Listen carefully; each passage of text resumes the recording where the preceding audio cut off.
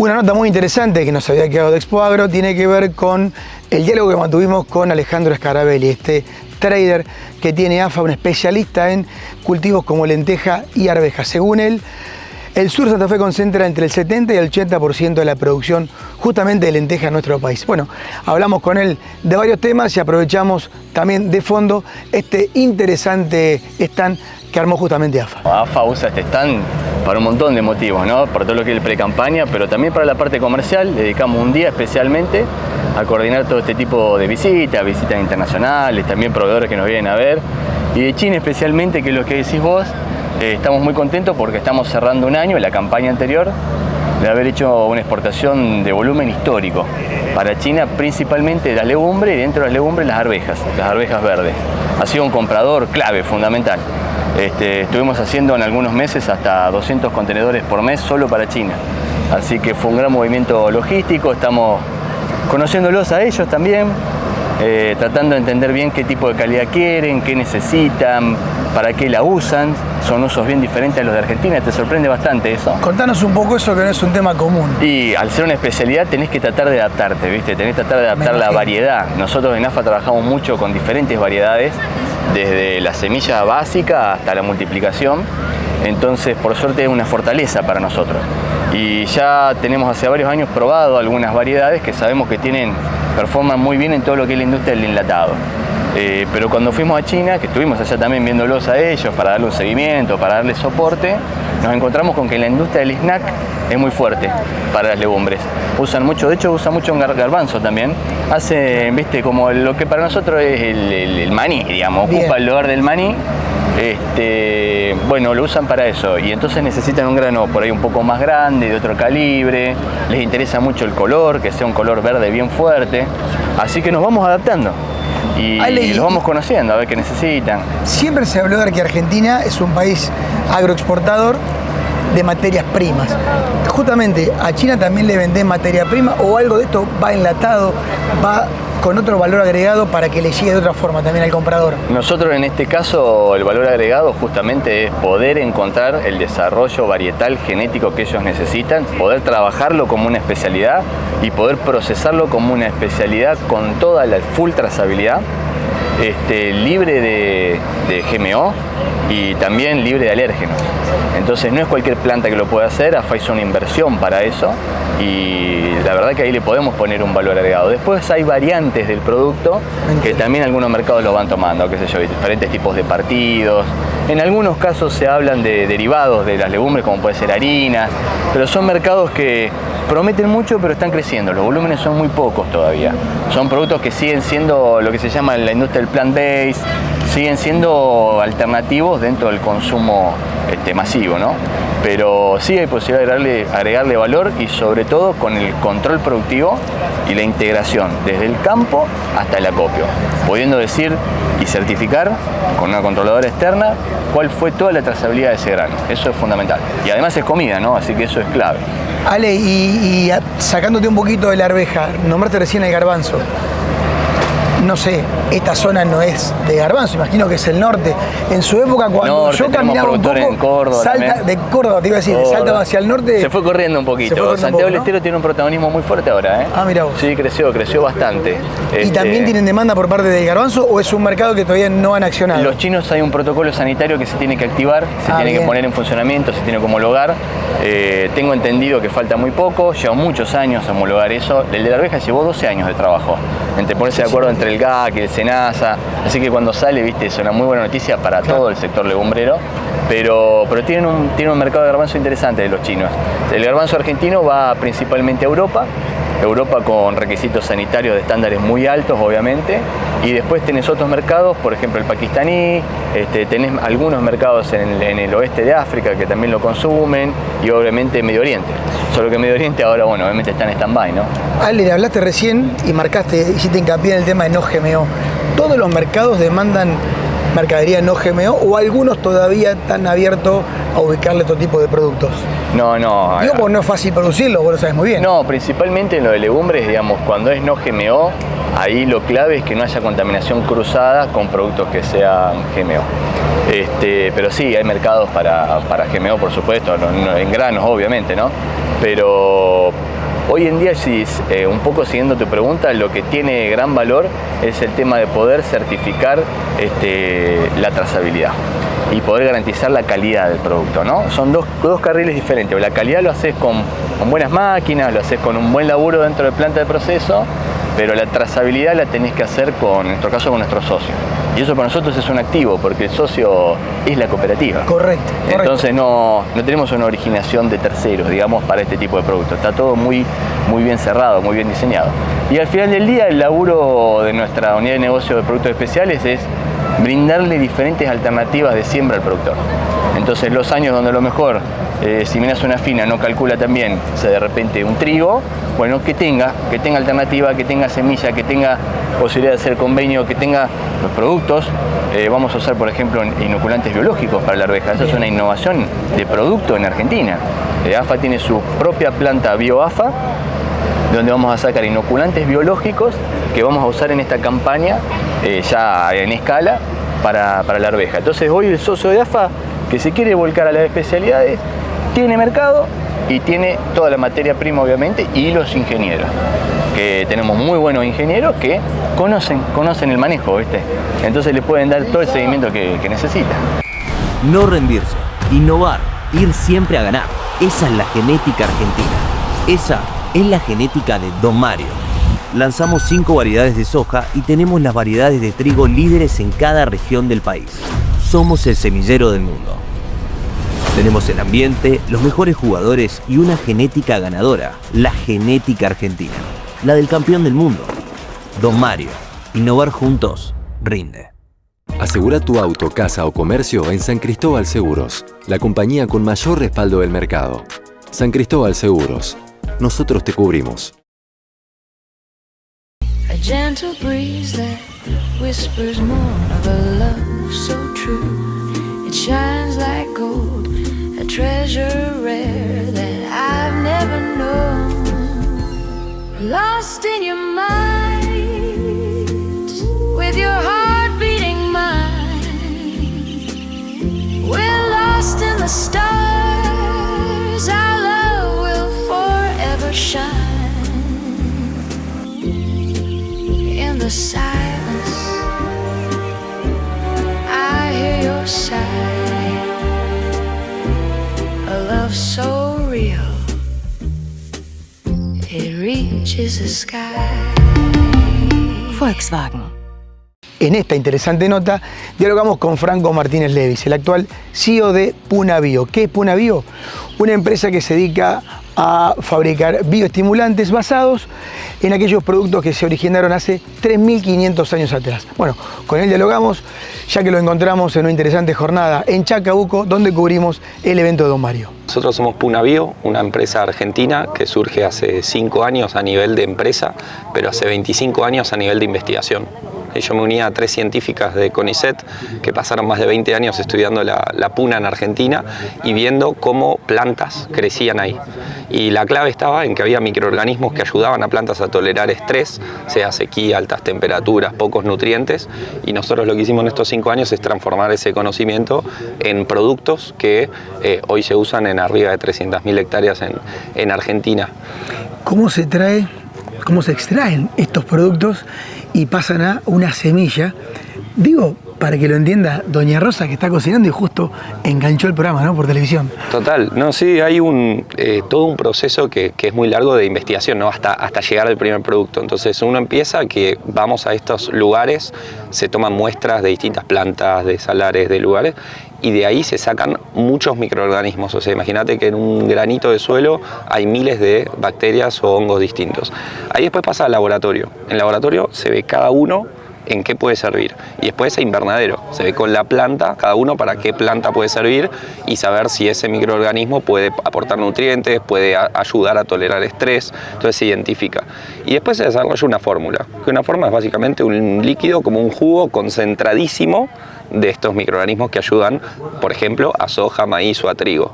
Y después lo que se hace es un tratamiento de semillas, tal como hoy se hace para la soja con un inoculante, con un Bray Rhizobium, que hoy lo usa el 90% de los productores. Nuestro producto va en conjunto con lo que ya se hace. Cuando se aplica el mismo curasemilla químico o el inoculante, se pone nuestro producto que tiene estas bacterias extremas, estos extremófilos, y buscamos generar un plus de tolerancia a estrés y de rendimiento. Uno imagina 4 o 5 mil metros de altura, lo piensa en un ser humano y dice, me falta oxígeno. De arranque tengo un problema con la respiración. Si lo traduzco a una planta, imagino que también se deben estresar. Total. Por algo no hay tanto cultivo. O sea que es muy bueno bajarlo después a una altura, como le llamamos aquí comúnmente, a la altura de lo que es sobre el nivel del mar, ¿no? Bueno, pasa eso, vos dijiste justo el ejemplo del oxígeno. Imagínate que un atleta que entrena a la altura desarrolla una capacidad pulmonar extra. Cuando lo bajás al nivel del mar, no es que quizás hay momentos donde va a estar más para par con alguien que está al nivel del mar, pero todavía tiene esa capacidad pulmonar extra. Y lo que nosotros vemos es que incluso en lugares de muy alto rendimiento puede haber periodos de 30 días o de 15 días de estrés, tanto hídrico o de calor, donde esa capacidad pulmonar extra sirve. Y eso es lo que buscan generar nuestros microorganismos, que ante un periodo de estrés nosotros podamos dar ese soporte por distintas cosas, producción de poliaminas, auxinas, enzimas que ayudan a la planta a tolerar ese estrés. Entonces que se estrese menos durante ese periodo crítico y que eventualmente no tenga esas pérdidas de rendimiento. Así que sí, justo el ejemplo es clave, es como un atleta que entrenó a altura, pero que al nivel del mar todavía conserva esa capacidad. Franco, por último, si bien estamos en un lote de soja, la pregunta es ¿en qué otro tipo de cultivos han podido ensayar y llevar adelante este tipo de investigaciones? Bueno, nosotros tenemos 2 productos ya comerciales, Kunsa, que es para un tratamiento de semillas para poroto, soja y algodón, que es el que tiene más trayectoria, digamos, comercial, ya hace 3 años que está en Argentina, y el segundo producto es Kansama, que es para trigo y cebada. Ahora estamos haciendo pruebas en más cultivos, tenemos próximos lanzamientos para maíz, incluso para algunos cultivos más como vegetales o frutales, así que estamos trabajando en eso, pero por ahora nuestro foco es soja, poroto, algodón y trigo y cebada. Hay ciudades que sostienen lo que tienen y otras que proyectan, ejecutan, transforman. Pergamino no espera al futuro, lo construye. Pergamino es para vivir.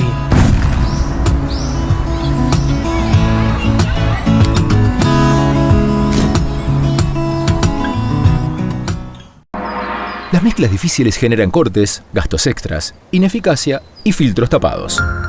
Rizospray Zen es el adyuvante que previene, recupera y estabiliza tus caldos. Con Rizospray Zen rompela, sin romper el caldo. Rizobacter, mejor agricultura.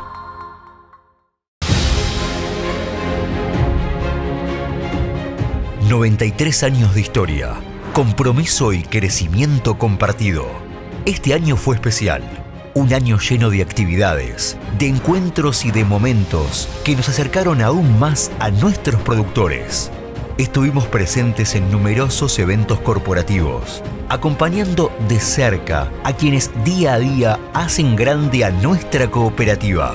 También seguimos fortaleciendo el trabajo con nuestros grupos de jóvenes y mujeres, pilares fundamentales del presente y futuro del cooperativismo.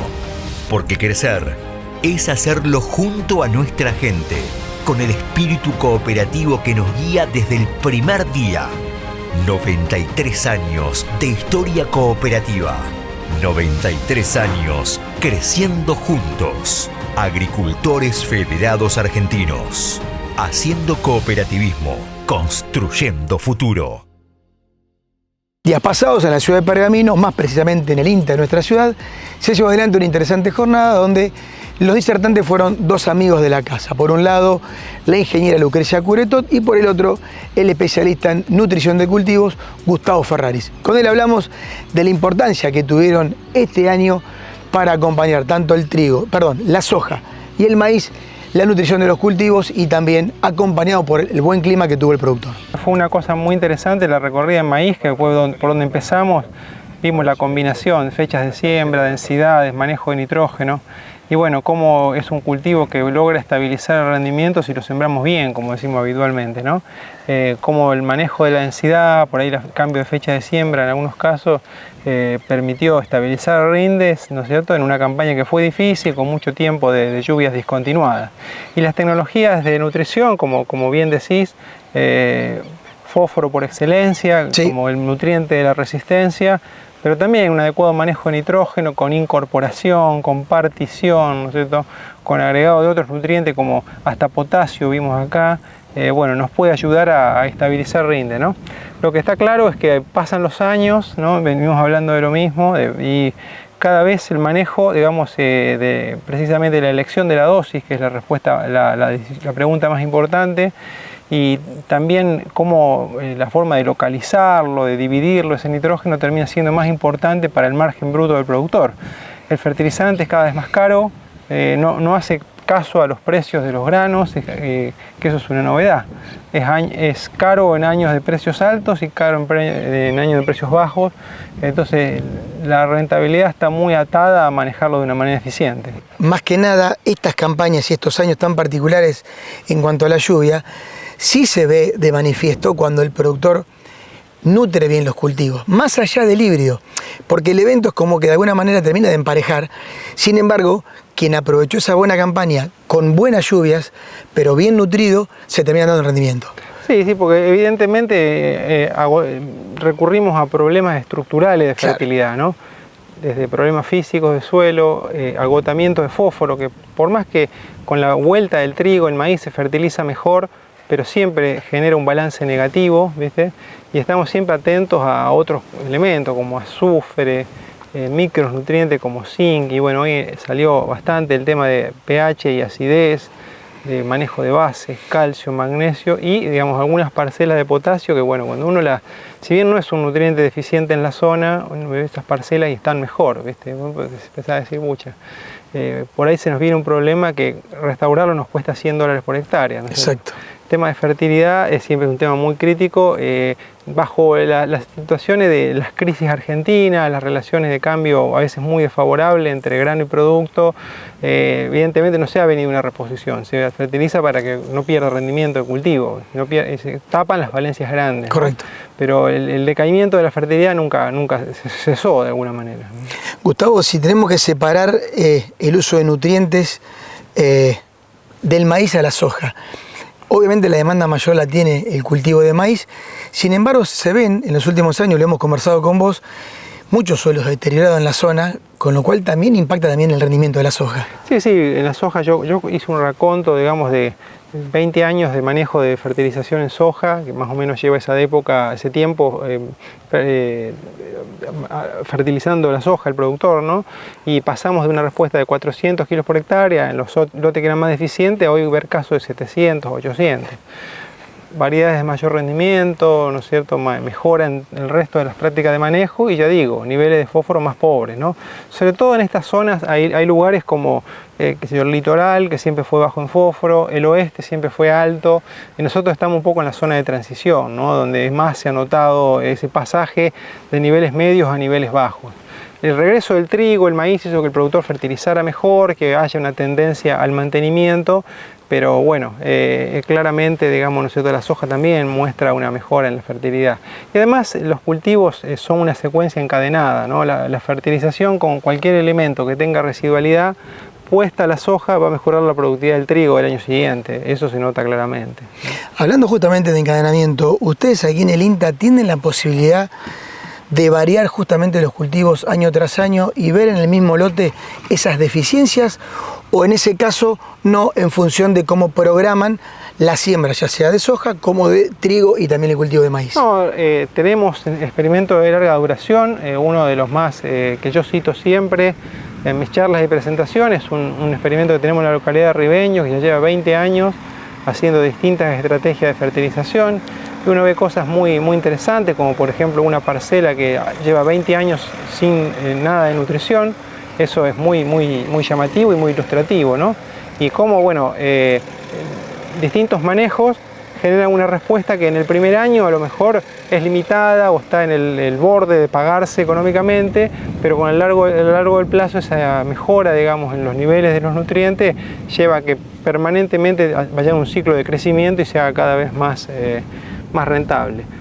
una estrategia de reposición de nutrientes, en los primeros 3-4 años, por ahí el costo de ese fertilizante se iguala con el incremento de rendimiento. Cuando lo hiciste 20 años después, hay una diferencia muy grande, ¿no es cierto?, con respecto a otra estrategia que contempla un balance negativo, ¿no? La fertilidad es así, digamos, un poco la biología del suelo y del cultivo que no respeta plazos de alquiler, no respeta, digamos, variables económicas, ¿no? Eso creo que el productor, el asesor también lo sabe, y un poco lo que uno se remota a decir, bueno, ojalá que se den las condiciones económicas para que el productor lo pueda implementar. Ya se nos hizo costumbre. Cada vez que decimos, somos Tecnomil, los creadores de Atramil, la respuesta es cantada. Ah, así que son ustedes. Y decimos cantada porque es música para nuestros oídos. Porque es ese ah de más vale que te conozco. O ese ah de sí, perdí la cuenta la cantidad de campañas que pechamos juntos. Ese ah, que ni siquiera es una palabra, significa un montón. Orgullo, confianza, calidad. Así que somos Tecnomil, los creadores de Atramil. Te invitamos a conocer nuestra línea completa de fitosanitarios pensados y desarrollados para ofrecerte soluciones en cada etapa de tu campaña. Tecnomil. Crecemos en la misma tierra. www.tecnomil.com.ar. Cerramos el programa de hoy, como siempre les decimos, nos pueden seguir en nuestras redes sociales. No voy a cerrar el programa sin antes enviarle un afectuoso saludo y un gran abrazo a este uruguayo Oscar Besosi, que además nos sigue todas las semanas desde nuestro querido y vecino país de Uruguay. Con ustedes nos volvemos a ver apenas en 7 días. Esto ha sido Agrodifusión Noticias.